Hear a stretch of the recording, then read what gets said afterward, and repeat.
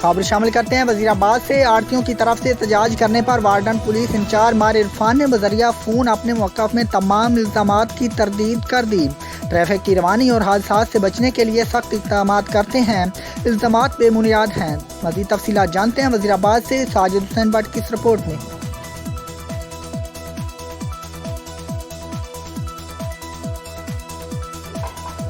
और ये वार्डन साढ़े ना बदमाशी ला रहे। इतों सब्जी की जानकारी निकलती है, वो गरीब आदमी 100-150 रुपया किराया लेता है, फलगू के लोग 500 रुपया जमाना करते। उस तो इलावा कोई गड्डी साढ़े वजीराबाद को जिन्ना सियालकोट भी जाना है, कोई जुर्माने तो बगैर ये नहीं जाते। सिर्फ अपनी कमीशन बनाते चक्कर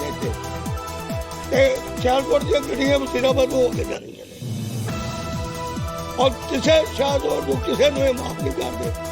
साड़ियाँ गड्डियां ना 24 घंटे हो गए तो फड़ के बीमार तरबूज डकी ने, जेडे तरबूज बिल्कुल गल गए तो खराब हो गए।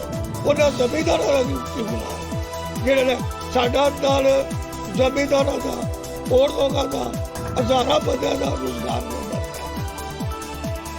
कोई ला नहीं, कोई कानून नहीं कि तुसी सब्जी फ्रूट की गड्डी लोड में तुसी बंद करो। ये सरासर ज्यादती है, गुंडागर्दी है।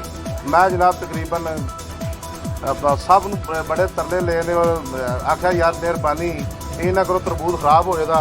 गरीब जमीनदार ने जिन्हों का तरबूज है तो जनाब किसी का कोई सानू बिल्कुल रिस्पॉन्स नहीं दिता। उन्हें भाई जी FI होनी है तो उन्हें जनाब FIR कट दी। ठीक है जी, मेरी CTO साहब गुजरांवाला, CPO साहब गुजरांवाला, IG पंजाब समान बुजदार साहब नाल वज़ीर पंजाब वज़ीर इमरान साहब अगर रिक्वेस्ट है जनाब माड़े लोगों का जो माल इन्हें खराब किया जनाब इन्हों का माल मुआवजा दवाया जाए और इन्हें जोड़े चोर वार्डन भर्ती होए ने इन्हों किसी किरदार तक पहुँचाया जाए।